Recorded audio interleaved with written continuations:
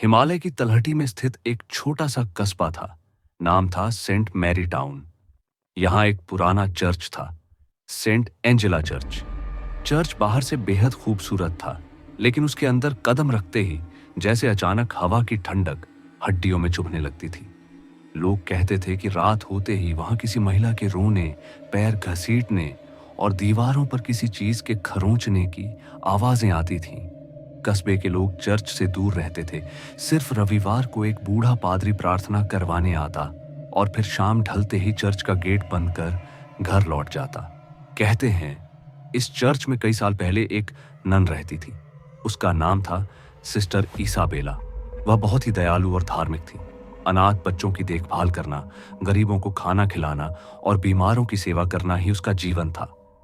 लोग कहते थे कि वह भगवान की सच्ची भक्त थी।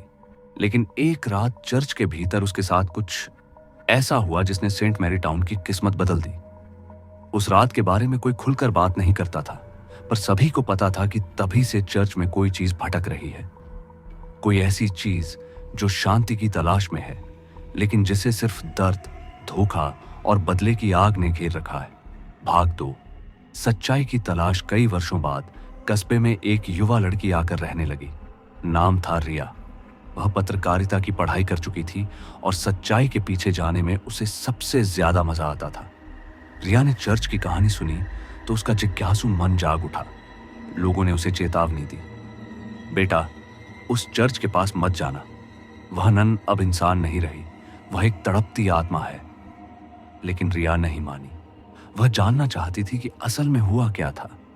रविवार की प्रार्थना के बाद रिया ने बूढ़े पादरी फादर सैमुअल से बात करनी चाहिए। उन्होंने रिया की बात सुनकर गहरी सांस ली और कहा, तुम अभी नई हो, तुम्हें नहीं पता तुम किस चीज को जगाने की कोशिश कर रही हो। इसाबेला को चैन नहीं है, उसकी आत्मा दुख से भरी है। रिया और उत्सुक हो गई। उन्हें चैन क्यों नहीं है? क्या हुआ था उनके साथ? फादर सैमुअल ने जवाब देने के बजाय चर्च की पुरानी घंटी की ओर देखा। उनकी आंखों में डर साफ झलक रहा था। यहां रात मत रहना। अगर रह भी गई तो भोर तक जिंदा निकल पाओगी, इसकी कोई गारंटी नहीं। भाग 3। पहली रात रिया ने तय कर लिया कि अब वह खुद देखेगी कि सच क्या है। रात के 10 बजते ही चर्च का गेट बंद हो चुका था, लेकिन रिया पीछे की ओर से खिड़की टूटकर अंदर घुस गई। उसने अपना कैमरा और टॉर्च साथ रखा था। चर्च के अंदर अजीब सन्नाटा था। रिया ने चारों ओर कैमरा घुमाया। अचानक हवा का एक तेज झोंका आया और चर्च के सबसे पुराने हिस्से में लगी लकड़ी की कुर्सियां चरमराने लगी, जैसे कोई अदृश्य शक्ति उन्हें छू रही हो। तभी उसे एक धीमी आवाज सुनाई दी, कौन है वहां? रिया का दिल धड़क उठा। उसने टॉर्च की रोशनी उस ओर फेंकी जहां से आवाज आई थी। वहां सिर्फ एक खाली दीवार थी। फिर आवाज आई, यह मेरा घर है। रिया कांप गई, लेकिन हिम्मत करके बोली, अगर कोई यहां है, मैं आपको नुकसान नहीं पहुंचाने आई हूं, बस आपकी कहानी जानना चाहती हूं। अचानक सामने की मोमबत्ती अपने आप जल उठी। उसकी लौ में एक महिला की काली परछाई उभरी। सिर पर घूंघट और बदन पर सफेद नन की पोशाक। चेहरा अस्पष्ट, लेकिन उसकी आंखें जैसे उनमें सदियों का दर्द समा गया हो। वह धीमे धीमे रिया की ओर बढ़ने लगी। रिया ने आंखें बंद कर ली। कृपया मुझे नुकसान मत पहुंचाइए। आत्मा ने कुछ पल उसे देखा, फिर मोमबत्ती की लौ एक झटके में बुझ गई और वह गायब हो गई। हवा में एक कराहती फुसफुसाहट गूंज उठी, सच जानना है तो मेरी कब्र ढूंढो। रिया जमीन पर गिरते गिरते बची। उस रात उसने फैसला किया कि वह पीछे नहीं हटेगी। उसे इसाबेला के दर्द की वजह जाननी ही होगी। भाग 4। पुराने राज। अगली सुबह रिया सीधा फादर सैमुअल के पास पहुंची। उसने बताया कि रात क्या हुआ था।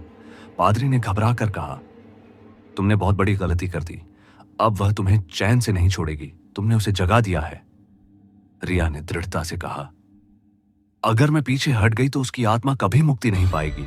कृपया सच्चाई बताइए। फादर सैमुअल ने हार मान ली। फिर बोले, इसाबेला युवा थी और खूबसूरत भी। चर्च के एक युवक इलेक्स को उससे प्यार हो गया था। इसाबेला ने कभी वैसा महसूस नहीं किया, क्योंकि उसने अपनी जिंदगी भगवान को समर्पित कर दी थी। लेकिन एलेक्स ने इसे ठुकराना माना और वह पागलपन की हद तक इसाबेला के पीछे पड़ गया। एक दिन चर्च में एलेक्स ने इसाबेला का हाथ पकड़ लिया और उसके साथ जबरदस्ती करने की कोशिश की। इसाबेला ने संघर्ष किया, चिल्लाई, पर चर्च खाली था। एलेक्स का पागलपन बढ़ता गया। गुस्से में उसने एक भारी क्रूस उठाकर इसाबेला के सिर पर दे मारा। उसका खून चर्च की जमीन पर फैल गया और वह वहीं मर गई। फादर सैमुअल की आंखें नम हो गईं। एलेक्स ने उसके शरीर को दफनाया नहीं, बल्कि उसे चर्च की दीवारों के भीतर ही सीमेंट में बंद कर दिया ताकि उसका अपराध कोई जान न सके। रिया का गुस्सा और भी बढ़ गया। इसाबेला की आत्मा क्यों भटके, ये अब साफ था। अगले दिन रिया ने पुलिस और मीडिया की मदद से एलेक्स का अपराध सबके सामने रखा। एलेक्स वर्षों पहले कहीं भाग गया था और बाद में मर चुका था। उसके किए का सच अब उजागर हो चुका था। इसाबेला के शरीर को चर्च के बाहर कब्रिस्तान में पवित्र रीति से दफन किया गया।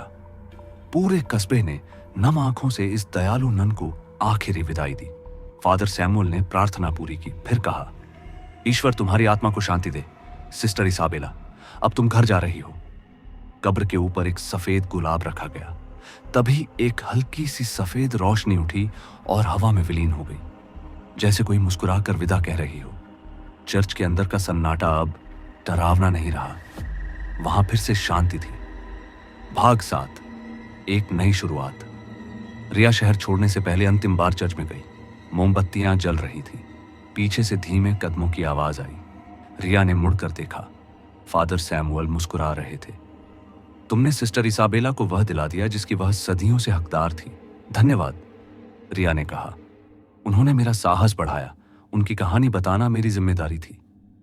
तभी चर्च की घंटी अपने आप बज उठी। यह पहली बार था जब वह वर्षों बाद बजी थी। घंटी की आवाज में एक सुकून था, जैसे कोई कह रहा हो, मैं अब शांति में हूं।